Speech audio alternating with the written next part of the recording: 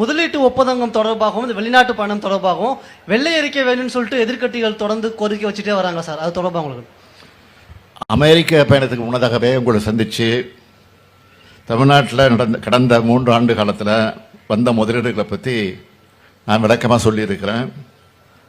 அது மட்டும் இல்லாமல் தொழில்துறை அமைச்சர் அவர்களும் அது குறித்து புள்ளி விவரங்களோடு விளக்கி இருக்கிறாரு. சட்டமன்றத்தில் தெளிவாக அவர் சொல்லியிருக்கிறாரு. அதை குறிப்பாக எதிர்க்கட்சி தலைவர் மட்டும் இல்லை, எதிர்க்கட்சி தலைவராக இருக்கக்கூடிய எடப்பாடி பழனிசாமி அவர்கள் படித்து பார்த்து தெரிஞ்சுக்கிட்டு சொல்லணும். அவர் முதலமைச்சர் எடப்பாடி பழனிசாமி முதலமைச்சர் இருந்தப்போ முதலீடுகளை இருக்க வெளிநாடு போனதாக சொன்னாங்க. அதில் 10 விழுக்காடு ஒப்பந்தம் கூட நிறைவேறலை. அதுக்கான ஆதாரம் என்கிட்ட இருக்கு. அதை சொன்னால் உள்ளபடியே இது அவருக்கு பெரிய அவமானமாக இருக்கும். அதனால தவிர்த்துறேன். சொல்லுங்க சார். இப்போ கோவையில் 2 நாட்களுக்கு முன்பு ஜிஎஸ்டி தொடர்பாக நடைபெற்ற ஆலோசனை கூட்டத்தில் ஜிஎஸ்டி தொழில் செய்கிறவங்களுக்குலாம் எவ்வளோ கடினமாக இருக்குன்னு பேசின அன்னபூர்ணாவுடைய உரிமையாளர் அடுத்த நாள் கூப்பிட்டு மன்னிப்பு கேட்க வைக்கப்பட்டிருக்காரு. அது எப்படி பார்க்குறீங்க?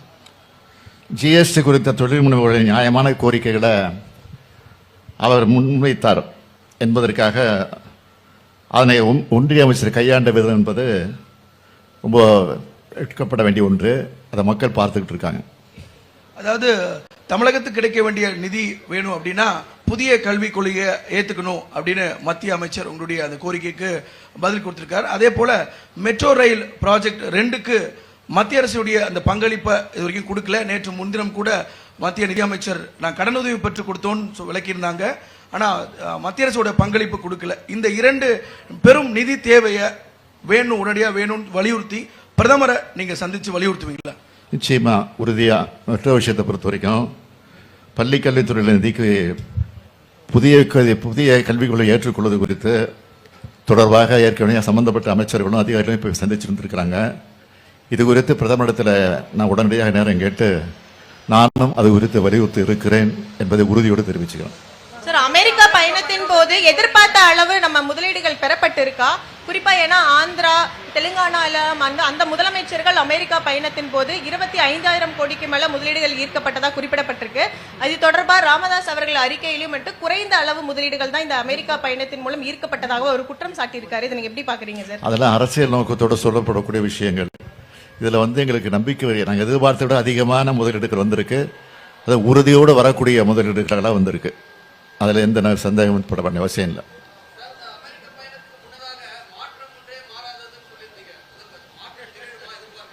என்னங்க?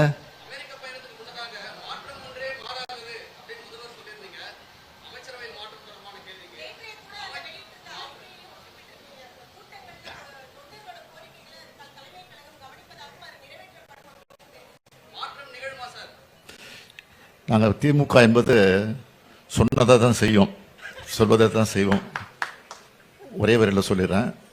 இன்னைக்கு 75ஆம் ஆண்டு விழாவை கொண்டாடக்கூடிய வகையில் திமுக பவள விழாவை கொண்டாட இருக்கு. ஆக நிச்சயமாக உறுதியாக நீங்கள் எதிர்பார்க்கக்கூடிய சூழ்நிலை உருவாகும் என்று நம்புகிறேன்.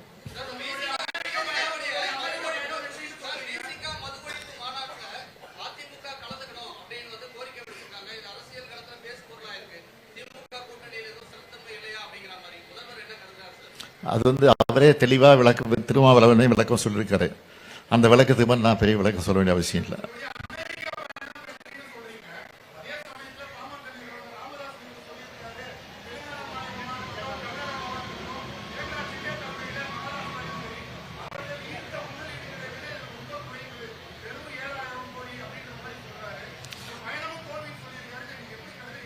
அப்படி இல்லை. அவங்க மாநிலத்துக்கு அவங்க உரிமையை கேட்டு உரிமை இருக்கு. அது மாதிரி நாங்களும் நம்மளுடைய மாநிலத்துக்கு என்னென்ன வேணுமோ, என்னென்ன வசதி ஏற்படுத்த வேண்டுமோ.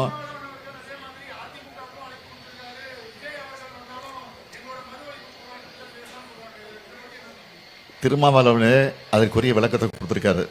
இது அரசியல் நோக்கத்தோடு நடத்தப்படக்கூடிய மாநாடு இல்லை. எல்லாத்துக்கும் தனிப்பட்ட முறையில் நான் அழைப்பு கொடுத்துருக்கிறேன்னா அது பொதுவான விஷயம். இதுக்கும் அரசியலுக்கும் முடிச்சு போடாதீங்கன்னு தெளிவாக சொல்லியிருக்கிறாரு. அதை தான் நான் மறுபடியும் சொல்கிறோம்.